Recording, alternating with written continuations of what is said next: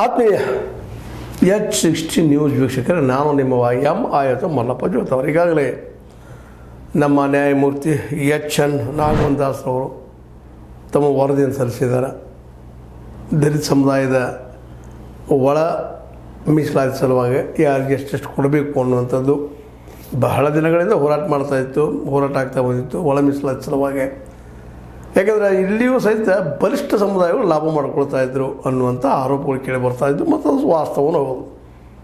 ಅದಕ್ಕಾಗಿ ಮತ್ತು ಜಾತಿಗಳಲ್ಲಿ ಮತ್ತು ಜಾತಿಗಳು ಉಪಜಾತಿಗಳು ಯಾರು ಅದಾರೆ, ಹೆಂಗಿದ್ದಾರೆ, ಅದರಲ್ಲೂ ಮಾದರಾಗಿರ್ಬೋದು ಅಥವಾ ಹರಿಜನವರಾಗಿರ್ಬೋದು ಅಥವಾ ಮತ್ಯಾವುದೋ ಜಾತಿಯವರಾಗಿರ್ಬೋದು, ಹೀಗೆ ಒಟ್ಟಿನಲ್ಲೇ SC 17% ಅದ ರಿಸರ್ವೇಷನ್ನ.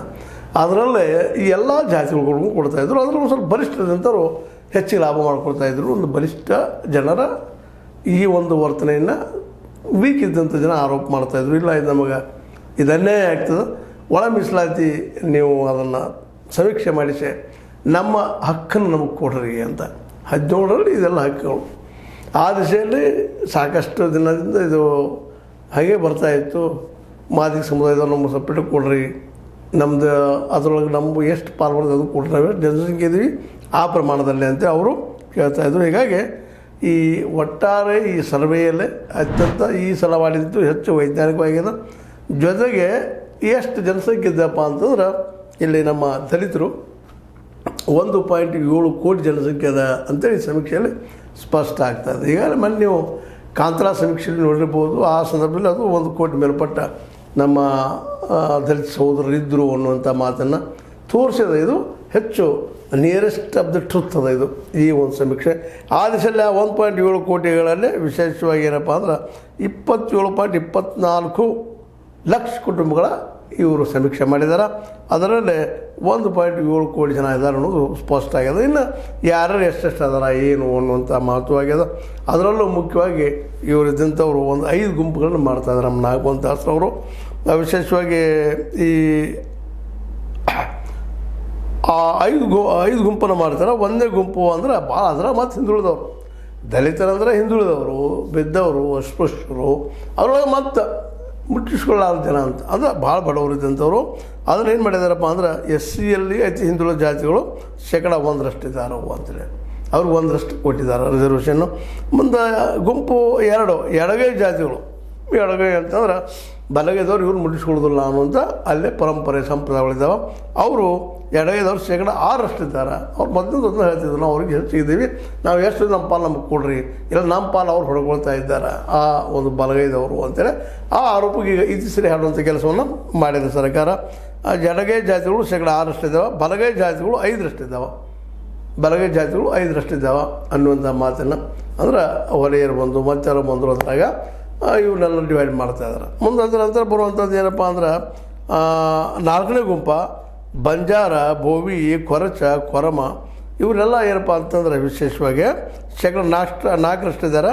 ಇವರು ಅಸ್ಪೃಶ್ಯರಲ್ಲದವರು. ಇವ್ರನ್ನ ಇವತ್ತು ನಾವು ಬಂಜಾರ ಆಗಿರ್ಬೋದು, ಬೋವಿ ಆಗಿರ್ಬೋದು, ಕೊರಚ ಆಗಿರ್ಬೋದು, ಕೊರಮ ಆಗಿರ್ಬೋದು, ಇವರನ್ನು ಮುಟ್ಟಿಸಿಕೊಳ್ಳುವಂಥದ್ದು ಎಲ್ಲ ಕಡೆ ನಡೀತಾ ಇರುವಂಥದ್ದು ಅಸ್ಪೃಶ್ಯರಲ್ಲ ಇವರು, ಆದರೆ ಕೆಳಜಾತಿ ಅವರು ಅಂತೇಳಿ ಅಲ್ಲಿ ಮದುವೆ ಆಗೋದಾಗಲಿ ಮತ್ತು ನಡೀತಾ ಇರೋದಿಲ್ಲ ಅನ್ನೋ ಕಾರಣಕ್ಕಾಗಿ. ಆಮೇಲೆ ಗುಂಪು 5ನೇದು ಮಾಡ್ತಾರೆ. ಆದಿ ಕರ್ನಾಟಕ, ಆದಿ ದ್ರಾವಿಡ, ಆದಿ ಆಂಧ್ರ ಅಂತೇಳಿ ಅವರು 1% ಜನ ಅಂದ್ರೆ ಅವ್ರಿಗೆ ಇಟ್ಟಿದ್ದಾರೆ. ಅದ್ರ ಮತ್ತು ಉಪಜಾತಿಗಳು ಹಚ್ಚಿದ್ರೆ ಆ ಜಾತಿ ತಕ್ಕ ಕೊಡ್ರಿ ಅಂತ ಹೇಳಿದ್ದಾರೆ. ಒಟ್ಟಾರೆಯಾಗಿ ಈ ಡಿವಿಷನ್ ಮಾಡಿದ್ರಿಂದಾಗಿ ಯಾರ್ಯಾರು ಎಷ್ಟೆಷ್ಟು ಪರ್ಸೆಂಟೇಜ್ ಅನ್ನೋದು ಒಂದು ಕ್ಲಾರಿಟಿ ಬಂದಾಗಿದೆ. ಇನ್ನು ಸ್ವತಃ ಅವರು ಹೇಳ್ತಾರೆ, ನಮ್ಮ ನಾಗವಂದಾಸ್ ಅವರು ನ್ಯಾಯಮೂರ್ತಿಯವರು 60 ದಿನ ಸಮೀಕ್ಷೆ ಮಾಡಿದ್ದೇವೆ, ಇದೆಲ್ಲ 60 ದಿನದ ಮಾಡ್ಕೊಂಡು ಬಂದಿದ್ದೀವಿ, ಒಂದು ದಿನದಾಗ ಅಂತ ಕೆಲಸ ಅಲ್ಲ. ಆ ಆಯೋಗ ನೀಡೋ ವರದಿಯು ಇನ್ನೂ ಸರ್ಕಾರದ ಆಸ್ತಿ. ಈಗೇನು ನಾವು ನೀಡಿದ್ದೀವಿ ನಮ್ಮದಲ್ಲ, ಇನ್ನದು ಸರ್ಕಾರ ಏನು ಮಾಡ್ತದೆ ಮಾಡಲಿ, ಅವರಿಗೆಲ್ಲ ರಿಸರ್ವೇಷನ್ ಕೊಡಲಿ ಅನ್ನುವಂಥ ಮಾತು. ಇದನ್ನು ಒಪ್ಪುವುದು ಅಥವಾ ಬಿಡುವುದು ಸರ್ಕಾರಕ್ಕೆ ಬಿಟ್ಟ ವಿಷಯ ಅಂತೇಳಿ ಅವ್ರಿಗೆ ವರದಿ ಕೊಟ್ಟು ಸಬ್ಮಿಟ್ ಮಾಡಿ ಕೈ ತೊಳ್ಕೊಂಡಿದ್ದಾರೆ. ಆ ದಿವಸ ನಮ್ಮ ಸಿದ್ದರಾಮಯ್ಯನವರು ಅದು ತೆಗೆದುಕೊಂಡಂಥ ವರದಿಯನ್ನು ಇನ್ನೂ ಓದ್ತಾರದ ಆರಂಭದ ಪ್ರತಿಕ್ರಿಯೆ ಕೊಡ್ಕೊಂಡು, ಇಲ್ಲಪ್ಪ ಏನದ ಈ ಆಯೋಗ ಏನದಪ್ಪ ಅಂದ್ರೆ ವರದಿಯನ್ನು ನೀಡಿದ, ಅದರಲ್ಲಿ ಏನಿದೆ ಎಂದು ಇನ್ನೂ ನೋಡಿಲ್ಲ. ಮತ್ತು ಪಾಪ ನಿನ್ನೆ ಕೊಟ್ಟಿದ್ರೆ ಎಲ್ಲಿ ನೋಡಲಿಕ್ಕೆ ಸಾಧ್ಯ ಇಲ್ಲ. ಇದೇ 7ರಂದು ನಡೆಯುವ ಸಚಿವ ಸಂಪುಟದಲ್ಲಿ 7ನೇ ತಾರೀಕು ನಡೀತಿರೋದು ಸಚಿವ ಸಂಪುಟದಲ್ಲಿ ಸಂಪುಟ ಸಭೆಯಲ್ಲಿ ವರದಿಯನ್ನು ಮಂಡಿಸಿ ಚರ್ಚೆ ಮಾಡುತ್ತೇವೆ. ಅದನ್ನು ನಮ್ಮ ಸಚಿವರ ಮುಂದಿಟ್ಟ ಅದು ನಮ್ಮ ಕ್ಯಾಬಿನೆಟ್ ಮುಂದಿಟ್ಟು ಒಪ್ಪಿಗೆ ತೊಗೊಳ್ತೀನಿ ಅನ್ನೋ ಮಾತು ಮಾತಾಡಿದ್ದಾರೆ. ಅಂದ್ರೆ ಇದು ವಿಶೇಷವಾಗಿ ನಾವು ಇದನ್ನು ಅನುಷ್ಠಾನಗೊಳಿಸ್ತೀವಿ ಅನ್ನೋಂಥ ಸಂಕೇತ ಕೊಡ್ತಾ ಇದ್ದಾರೆ ನಮ್ಮ ಸಿದ್ದರಾಮಯ್ಯನವರು. ಜೊತೆಗೆ ಈ ಒಂದು ಒಳ ಮೀಸಲಾತಿ ಸಲುವಾಗಿ ನ್ಯಾಯಮೂರ್ತಿ ಎಚ್.ಎನ್. ನಾಗಮೋಹನ್ ದಾಸ್ ಅವರು ಹಲವು ದಿನಗಳಿಂದ ಅದರ ಹಿಂದಿದ್ದಂಥ ಅನೇಕ ಸಮಿತಿಗಳು ಬಂದಿದ್ದವು. ಆ ಸಂದರ್ಭದಲ್ಲಿ ಸಹಿತ ಈ ಒಂದು ಬಿದ್ದ ಸಮುದಾಯದ ಬಗ್ಗೆ ಕಾಳಜಿ ವಹಿಸೋಂಥ ಜನ ನಮ್ಮ ಇವರು ಜಡ್ಜು ಅವ್ರ ಬಗ್ಗೆ ಅವ್ರ ಕೈಯಲ್ಲಿ ಇದನ್ನು ಸಮೀಕ್ಷೆ ಮಾಡಲಿಕ್ಕೆ ಕೊಟ್ಟು ಒಂದು ನ್ಯಾಯಯುತವಾದಂಥ ವಾತಾವರಣ ನಿರ್ಮಾಣ ಮಾಡಿದ್ದಾರೆ ನಮ್ಮ ಸಿದ್ದರಾಮಯ್ಯರು ಅಂತ ಹೇಳ್ಬೇಕಾಗಿದೆ. ಅದರಲ್ಲೂ ಮುಖ್ಯವಾಗಿ 101 ಜಾತಿಗಳಿದ್ದಾವೆ ಎಸ್ ಸಿಗಳಲ್ಲಿ. ಅದರಾಗ 70 ಜಾತಿಗಳು 5,000ರಿಂದ ಕಡಿಮೆ ಜನ ಅದಾರ. ಅದರಲ್ಲಿ ಭಾಳಿಲ್ಲ, ಅಲ್ಲಲ್ಲಿ ಕಾಡಿನೆಲ್ಲೋ ಎಲ್ಲೂ ಇರ್ತಾರೆ ಪಾಪ ಅವರಿಂದವರು 5,000ಗಿಂತಲೂ ಏನೋ ಕಡಿಮೆ ಜನ ಅದಾರ. ಅಂಥವು 70 ಜಾತಿಗಳಿದ್ದಾವೆ ಅಂತ ಹೇಳ್ತಾ ಇದ್ದಾರೆ. ಇದರಲ್ಲಿ ಹೆಚ್ಚು ಭಾಗಿಯವರು ಯಾರಪ್ಪ ಅಂದ್ರೆ ಪರಿಶಿಷ್ಟ ಜಾತಿಯಲ್ಲಿದ್ದಂತಹ ಜನ, ಅದರಲ್ಲೂ ಪರಿಶಿಷ್ಟ ಕುಟುಂಬಗಳ ಸಮೀಕ್ಷೆ ಮತ್ತು ಸರ್ಕಾರದ ವಿವಿಧ ಇಲಾಖೆ ನಿಗಮ ಮಂಡಳಿಗಳ ಸಂಘದ ದತ್ತಾಂಶದ ಮೇಲೆ ಇದನ್ನು ಜಾರಿಗೆ ತಂದಿದ್ದೀವಿ ನಾವು ಅಂತ ಹೇಳ್ತಾ ಇದ್ದಾರೆ. ಅದರಾಗ ಮುಖ್ಯವಾಗಿ 70 ಜಾತಿಗಳು 5,000 ಜನರಿಗಿಂತ ಕಡಿಮೆ ಅದರ ಉಳಿದು ಹೆಚ್ಚಿದಾವೆ. ಅದ ಪ್ರಕಾರ ಅವ್ರಿಗೆ ಮಾಡಿದ್ದೀವಿ ಅನ್ನುವಂಥ ಕ್ಲಿಯರೆನ್ಸ್ ಕೊಟ್ಬಿಟ್ಟಿದ್ದಾರೆ. ಇನ್ನೇನದ ಸಿದ್ದರಾಮಯ್ಯರಾಯ್ತು, ಅದ್ರ ಬಗ್ಗೆ ಈಗ ಹೋರಾಟ ಮಾಡುತ್ತಿರುವಂಥ ಇನ್ನುಳಿದವರಾಯ್ತು, ಇದನ್ನು ಡಿಸಿಷನ್ ತೊಗೊಳ್ಬೇಕಾಗಿದ್ದು ಅವ್ರ ಕೆಲಸ. ಏನಾದರೂ ತೊಗೊಳ್ಬೋದು, ಕೆಲಸವನ್ನು ಅವರು ಒಪ್ಪಬಹುದು, ಇಲ್ಲ ತಿರಸ್ಕಾರ ಮಾಡಲೂಬಹುದು, ಏನು ಮಾಡ್ತಾರೋ ಗೊತ್ತಿಲ್ಲ. ಬಟ್ ಆದ್ರೆ ಇದ್ರ ಸಲುವಾಗಿ ಅಂತ ಇವತ್ತು ಇಡೀ ದಲಿತ ಸಮುದಾಯದಲ್ಲಿ ಏನಪ್ಪ ಅಂತ ದೊಡ್ಡ ಚರ್ಚೆ ನಡೀತಾ ಇದೆ. ಇನ್ನು ಅವರಿಗೆ ಇದ್ದಷ್ಟು ಅವ್ರ ರಿಸರ್ವೇಷನ್ ಸಿಗ್ತದೆ, ನಮ್ದು ಹೆಂಗೆ ಅನ್ನೋಂಥ ಪರಿಸ್ಥಿತಿ ಅದರಲ್ಲೇ ಮೇಲುಜಾತಿ ಹೊರತು ಇರ್ಬೋದು ನಡೆದದು.